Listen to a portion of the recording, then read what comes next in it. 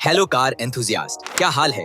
KTM ने पिछले साल 2024 में लगभग 64,000 बाइक्स बेची, जिसे देखकर हर किसी को लगा कि केटीएम तो काफी अच्छा परफॉर्म कर रहा है। लेकिन असल में जिस केटीएम के शोरूम आज भी भीड़ से भरे रहते हैं, वो बैंकरप्ट होने के कगार पर है। आज कंपनी भारी कर्ज, प्रोडक्शन में कमी और घटती कस्टमर सर्विस क्वालिटी जैसी बड़ी परेशानियों से जूझ रही है। और इन सब के कारण बजाज ने रिसेंटली केटीएम को एक्वायर करने का फैसला किया है। बजाज करीब 7,765 करोड़ रुपए इन्वेस्ट करके केटीएम को पूरी तरह से एक्वायर कर रहा है। फिलहाल अभी बजाज के पास केटीएम में उन 50.9% शेयर थे, जो अब इस डील के बाद 100% हो जाएंगे। इस कदम का मकसद है केटीएम को उसके फाइनेंशियल क्राइसिस से बाहर निकालना और वापस से एक सक्सेसफुल बाइक ब्रांड बनाना। लेकिन असली सवाल ये है कि बजाज के आने से क्या केटीएम की हालत बदलेगी, क्योंकि बजाज के पास पहले से ही 50% शेयर के साथ केटीएम पर पूरा कंट्रोल है। लेकिन फिर भी केटीएम बैंकरप्ट होने के कगार पर आ गई और बजाज को एक बैंकरप्ट ब्रांड को खरीदने से क्या फायदा होगा। और साथ में ये भी कि केटीएम की इतनी बुरी हालत आखिर हुई कैसे। अरे भाई, इन छपरी लोगों की वजह से। हाँ, वो तो है, लेकिन इसके अलावा इसमें खुद केटीएम की भी कुछ गलतियां हैं, जिन्हें हम आगे वीडियो में डिस्कस करेंगे। पर उससे पहले चैनल को सब्सक्राइब कर लो, क्योंकि मैं मेरे प्यारे कार एंथुजियास्ट पीपल के लिए रेगुलर कार वीडियोस लाता रहता हूँ। खैर, हमेशा की तरह करते हैं शुरू से शुरुआत। देखिए, केटीएम एक 90 साल पुरानी ऑस्ट्रियन कंपनी है, जिसकी शुरुआत 1934 में हंस ट्रंक और अर्नेस्ट पोल ने एक छोटे से गैराज से की थी। इस गैराज का नाम था क्राफ्ट फाहजग ट्रंकन पोल्स मेटगोफेन, जिसे आज हम केटीएम के नाम से जानते हैं। शुरुआत में ये लोग गाड़ियां और मोटरसाइकिल्स रिपेयर करते थे और इनका बिजनेस काफी अच्छा चल रहा था। लेकिन जैसे ही वर्ल्ड वॉर 2 आया, सब कुछ बदल गया। कंपनी को भारी नुकसान होने लगा। इसीलिए फिर उन्होंने सोचा, क्यों ना अब बाइक बनाई जाए। और कंपनी धीरे धीरे बाइक मैन्युफैक्चरिंग की दुनिया में उतरी। 1953 में लॉन्च हुई केटीएम की पहली बाइक, जिसका नाम R10 था, और इस बाइक को काफी शानदार रिस्पांस मिला। फिर 1957 में आई केटीएम की पहली स्पोर्ट्स बाइक डी ट्रॉफी। यह एक 125 सीसी की बाइक थी। इसके बाद उन्होंने स्कूटर सेगमेंट में भी हाथ आजमाया, लेकिन वह कुछ खास नहीं चला। 1970 तक केटीएम यूरोप में एक जाना माना नाम बन गया था, पर अभी असली उड़ान बाकी थी। केटीएम का असली टर्निंग पॉइंट आया 1994 में, जब इन्होंने ड्यूक 609 को लॉन्च किया। इसमें इन्होंने 609 सीसी का एक सिंगल सिलेंडर इंजन दिया था, जिसके कारण इस पावरफुल मशीन ने एडवेंचर लवर्स को दीवाना बना दिया। लेकिन 1990 के दशक में जैसे ही मार्केट में बदलाव आया, बिक्री में गिरावट आई और कंपनी को प्रोडक्शन तक रोकना पड़ा। हालात इतने खराब हुए कि केटीएम को अपने कर्जदाताओं के हवाले करना पड़ा। फिर आया स्टीफन पियर का दौर। इन्होंने केटीएम को एक नई पहचान दी। रेसिंग से लेकर ऑफ रोड सेगमेंट तक कई शानदार बाइक्स लॉन्च की। इन्हीं के अंडर में ड्यूक और RC जैसी शानदार बाइक्स आई। इनका ग्रोथ इतना जबरदस्त था कि कंपनी ने न सिर्फ यूरोप बल्कि नॉर्थ अमेरिका और एशिया में भी पैर पसार लिए और कंपनी फिर से चलने लगी। इसके बाद केटीएम की इंडिया में एंट्री हुई। 2007 में बजाज ने केटीएम में हिस्सेदारी ली। ये पार्टनरशिप केटीएम और बजाज दोनों के लिए एक विन विन सिचुएशन थी, क्योंकि बजाज को ग्लोबल मार्केट का एक्सेस मिला और केटीएम को साउथ एशिया में अपनी मोटरसाइकिल्स बेचने का एक मजबूत नेटवर्क मिला। केटीएम अभी तक 100 सीसी से ऊपर की बाइक बनाता था, जो बहुत महंगी होती थी। लेकिन 2012 में पहली बार केटीएम ने 200 सीसी की बाइक इंडिया में लॉन्च की, जो पूरी तरह इंडिया में बनी थी, और इस बाइक का नाम था ड्यूक 200। शुरुआत में इसे उतना अच्छा रिस्पांस नहीं मिला, लेकिन जैसे ही 2014 में RC 200 और RC 390 आई, मार्केट में धमाका हो गया। इसके यूनिक फीचर्स, अफोर्डेबल प्राइस और दमदार लुक्स ने बाइक लवर्स को दीवाना बना दिया और यहीं से केटीएम की सेल्स ने इंडिया में रियल उछाल मारी। इन्हीं के साथ बजाज ने केटीएम बाइक्स को भारत में मैन्युफैक्चर करना शुरू किया। डिजाइन, डेवलपमेंट और प्रोडक्शन सब इंडिया में। इससे बाइक का दाम 30% तक कम हो गया। लेकिन इसके बाद केटीएम के बुरे दिन शुरू हो गए। केटीएम बाइक्स की सेल्स लगातार गिर रही थी और ऐसा लग रहा था जैसे केटीएम को इंडिया से बोरिया बिस्तर समेटना पड़ेगा। कम डिमांड के कारण कंपनी के पास लगभग 2.5 लाख बाइक्स का अनसोल्ड स्टॉक पड़ा था और यही केटीएम की सबसे बड़ी समस्या बनी। केटीएम को इस वक्त सप्लायर्स की पेमेंट, एम्प्लॉयज की सैलरी और फैक्ट्री का खर्चा सबको संभालने में प्रॉब्लम्स होने लगी। केटीएम का लिक्विडिटी क्राइसिस इतना बढ़ गया कि उन्हें $440 मिलियन की इमरजेंसी कैश की जरूरत पड़ गई, जिसकी वजह से उनका कुल कर्ज बढ़कर $3 बिलियन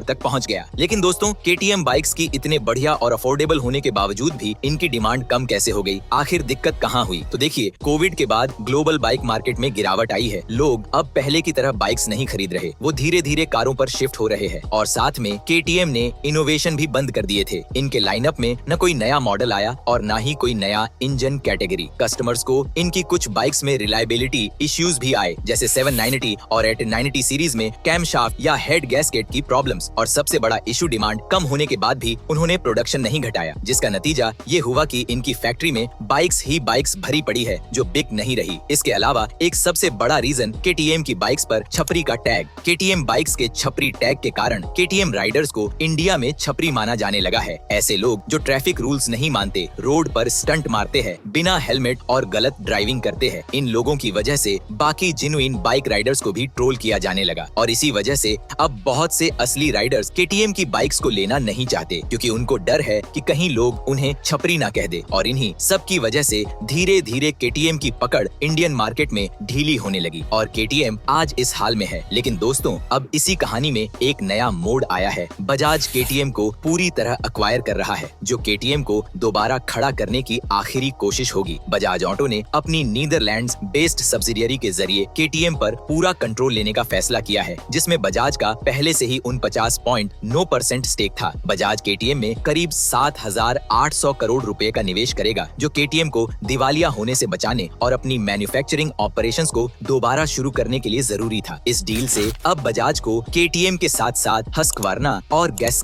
जैसे इंटरनेशनल ब्रांड्स पर भी फैसले लेने का अधिकार और नियंत्रण मिलेगा, क्योंकि ये सभी ब्रांड्स KTM के अंडर ही आते हैं। लेकिन क्या बजाज के अंडर में आने से KTM फिर से रफ्तार पकड़ पाएगा? और बजाज को ऐसा करने के लिए क्या करना पड़ेगा? तो देखिए, बजाज का जो भारत में इतना बड़ा डीलर और सर्विस नेटवर्क है, वो KTM को रीबिल्ड करने में मदद करेगा। इसके अलावा अगर KTM कॉस्ट कटिंग करके लो कॉस्ट वेरिएंट्स और इलेक्ट्रिक बाइक्स पर काम करे और मैनेजमेंट में भी सुधार लाए, तो KTM फिर से बाजार में वापसी कर सकती है। साथ में KTM की हाई मेंटेनेंस कॉस्ट और घटती सर्विस क्वालिटी को भी मैनेज करना होगा। KTM को अपनी बाइक्स की क्वालिटी इंप्रूव करके उन ग्राहकों का भरोसा फिर से जीतना होगा जो अब शिकायतें करने लगे हैं। इनके अलावा कंपटीशन से भी लड़ना पड़ेगा, क्योंकि आज यामाहा, TVS और रॉयल एनफील्ड जैसे ब्रांड्स हर सेगमेंट में तगड़ी टक्कर दे रहे हैं। KTM को इनसे बेस्ट बाइक बनाकर कस्टमर्स की बढ़ती उम्मीदों पर खरा उतरना होगा, तभी KTM का कमबैक हो सकता है। लेकिन यह सब आसान नहीं होगा। आपका क्या कहना है दोस्तों? क्या KTM वापस कमबैक करेगा? कमेंट करके जरूर बताना। और अगर वीडियो इंफॉर्मेटिव लगी हो या पसंद आई हो तो लाइक ठोक दीजिए और चैनल को सब्सक्राइब कर लीजिए। अगली वीडियो के लिए मिलते हैं अगले वीडियो में, तब तक के लिए जय हिंद।